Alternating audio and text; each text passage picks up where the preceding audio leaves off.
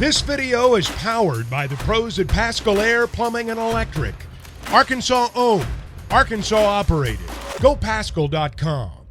You know, it's always great to get a coach's perspective, and that's exactly what we're going to get right now with Coach Derek Mason, who now joins us on the McLarty Daniel Hotline. Former Vanderbilt head coach, Oklahoma State, Auburn, Stanford, D.C. Coach, I know your schedule is busy with talking with Coach Pittman and everyone else getting ready for tomorrow's game, so we appreciate you making some time for us. I want to start with Travis Williams, Arkansas's defensive coordinator. What have you seen from him so far from watching film and just really the last couple years and what he's been on the defensive side of the football? Well, first of all, looking at Travis Williams right now, I really like what he's done with his defense. It's been rebuilt, so to speak, with some, or actually through the transfer portal. They're a good football team. Their depth up front is strong. They've got great rotational depth. Their linebackers can run and hit. And in the secondary, they got guys that can cover. And anytime you bring in, guys out of the transfer portal, the biggest thing that you worry about is cohesiveness, communication. But when you watch the tape, I mean, these guys look like a veteran group that's played together. And I think that's always been part of, T. Will's sort of background. I mean, you go back, man, to him coming out of, South Carolina as a young kid and then making his way to Auburn, and what they did at Auburn. He won a national championship there as a linebacker, and he played with good teams. And then as he got into the coaching ranks, I mean, doing it at Auburn and then getting a chance to go to UCF, I mean, what you've seen is just a maturation of, like, somebody who really knows how to put guys together. I mean, his defense at UCF was physical and athletic. Those defenses at Auburn, were fast, physical. And so when you look at this defense looks like a defense that's primed to take the next step. We'll see. Obviously, when you saw them last week, they sort of, overpowered Western Carolina. And I think this week will be a simple test, for this group. But T. Will has done a tremendous job of getting these guys on the same page.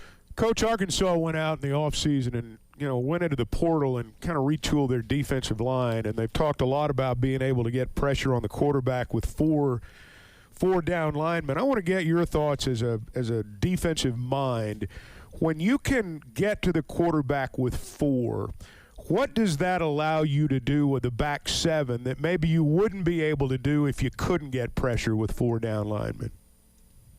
Well, when you can get pressure with four, it opens up a world of coverages to you on the back end. I looked at the interceptions. I went back and watched the game several times, and the interceptions were in zone defense. So, I mean, when you can apply pressure to the quarterback and have the quarterback throwing into windows, and you're playing zone defense, and those guys are barreling down on him, it allows those guys on the back end to play with vision. And as you saw, I mean, they can take the ball out of the air. So, to me, the ability to rush with four, it is premium. If it keeps you from having to go to 5- and 6-man pressures. And right now it looks like that's something that they're building on the Hill. Coach, when you watch K.J. Jefferson and you watched his game this year, you watched tape from last year, what are the differences you're seeing, and what challenges do you think he will present this year to defensive coordinators across the schedule? KJ's been good for a long time. Having defensed him, having watched him, and watching him this year, just watching him last week, Danny knows what KJ is. I mean, he understands the big arm. He understands how experienced he is now. They went to the transfer portal and got some weapons to put around him. I know he's going to be without Raheem Sanders, Rocket this week. But when you look at what he can do with understanding now how defenses are trying to pressure him, or understanding where to go with the football, extending plays. He's always been able to extend plays. He's always had the run game as part of what he does. But I think Dan Enos is gonna continue to bring out in this veteran quarterback who's played a lot of games in the SEC some of his best football. Pittman said the other day that they didn't really turn KJ loose as far as running the football goes. They may not have to do that tomorrow. I just wonder when they do, what that changes for a defensive coordinator as he prepares during the week. It's hard for a defensive coordinator when you look at a quarterback and you say, okay, if we keep him in the pocket, okay, we can make him have to win the game from the pocket. Well, KJ can win the game from the pocket now. He's become, with experience, he's become a better quarterback in terms of being able to make deep throws, intermediate throws, and the RPO game has just opened up a lot of windows for him. But when you have that element of run, now it becomes 11 on 11, and it's one-on-one football. And most of the time the advantage goes to the offense when you play one-on-one football. So when you have somebody that big, that fast, and that athletic, it just presents challenges on every level.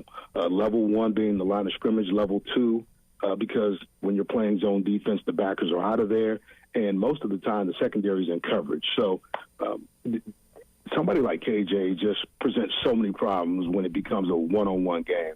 A lot of times when you're going to see it is probably third and short situations, or maybe in the red zone. But KJ is a problem. Joining us here on the McClarty Daniel Hotline, Derek Mason, former head coach at Vanderbilt, will be on the call on the SEC Network of the Arkansas game tomorrow.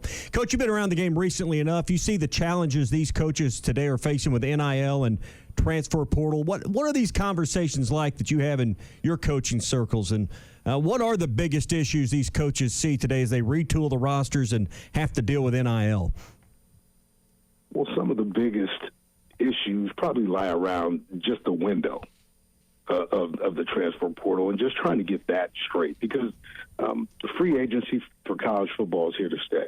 So that's not changing. But I think what coaches want is the opportunity to get through a season, talk to their players, and know who's staying and who's going, so that you can look to retool your roster. And I think that's fair on both sides. But I think the way it's been, or how it's being done, third parties are reaching out to people, and so it makes it tough, to know exactly what a young man is thinking until he goes to the compliance office and says, "Hey, look, I think I want to transfer." And that's something that coaches are, constantly now having to talk to their teams about, or their coaches about. Hey, look, just continue to make sure that we have open dialogue and communication so that we can be on the same page. I get it. This may not be the right situation for you, so let's just make sure we get through the season. Let's do the best thing, for you, like getting tape, for your team, in terms of where we're at, and then we'll address the elephant in the room, as we get to the end of the season. And I think that's what coaches are sort of geared towards now. I mean, nobody wants to deal with those things during the season. A second thing that's really come up is, guys that you didn't know about at the beginning of the season and midway through the season, they're playing extremely well, and again, third parties are talking about, hey, what's happening with name, image, and likeness? Am I going to get something? Again, these are issues. Hey, man, if you started the season a certain way, hey, let's get to the end of the season. We're worried about game plans. We're worried about trying to get you the football. We're worried about trying to make sure that this team does exactly what it needs to do in order to be successful. So I think coaches are working around what's happening right now with NIL, and they're doing a good job of just trying to make sure their rosters and the players on these rosters understand that they care about them. Okay, I mean, they want them to be there, but right now, let's keep the main thing the main thing. Coach, you experienced that firsthand. I mean, how much more difficult did that make your job when you got 1,000 other things to worry about, but for coaches across college football, I mean, how much more time did they have to invest in that relative to game planning and everything else that's on their plate?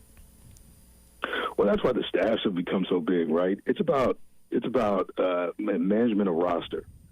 You're really now, been looking at guys and trying to develop guys, but in order for a guy to be developed, you have to be there. I heard Coach Burns when I was talking to him the other day. He said something that I think just rung home with me, and he said, "Hey, listen, if if you want to get better, just listen to me. I can make you better. And I think sometimes as a player, and we've all been there at some point in time, in order to get to where you're going, man, you got to go through it. And right now, we just don't have the time. You don't have as much time to try to get a player through it, man. You got to keep a player growing. You got to keep a player interested in the game. You got to keep a player feeling like he's a part of the process. And so, coaches are nowadays. Coaches have to be creative. They have to be, concentrated on pure relationships and making sure, man, that this team understands, what our standards and what our expectations are. And I think that's the challenge nowadays in college football. You're trying to keep the main thing the main thing. You're trying to make sure week in and week out, man, you can play to the best of your abilities and keep your team headed in the right direction. And a lot of coaches are doing a really good job of making sure that they keep the ship heading in the right direction. Coach, I know you got your predominant focus tomorrow at 3 o'clock, but there are some intriguing SEC games this weekend, including what's going on in Tuscaloosa tomorrow night. Any thoughts on that Texas-Alabama matchup in Bryant-Denny Stadium? Fortunately for me, I've had a chance to go against both teams. I went my last year at Auburn, played Alabama in the last game of the season, and obviously it was a different Alabama team with Bryce Young at quarterback. Played Texas last year when I was at Oklahoma State. And what I can tell you is that Jalen Milroe, to me, is a different player. I think Quentin Ewers is a great quarterback. I think Texas has a really good football team. They're better on defense. But a Nick Saban coach team is always going to be good in all areas. And I think Jalen Milroe, to me, is the X factor. I think Bijan Robinson being gone from Texas, I don't know if they have a running back that's Bijan-like. I watched their game. I looked at, how versus Rice and what they were doing. In my opinion, I just think Alabama's a better football team. But, hey, man, the game's still got to be played. BetOnline is your #1 source for all your betting needs. Get the latest odds, lines, and matchup reports for baseball, boxing, golf, and more. BetOnline continues to be the fastest and easiest way to place your wagers, including live betting and your favorite casino and card games available to play right from your phone. Head to the website or use your mobile device to sign up today and get in on the action. Remember to use our promo code BELIEVE, that's BLEAV, for your 50% welcome bonus on your first deposit. Bet online, where the game starts.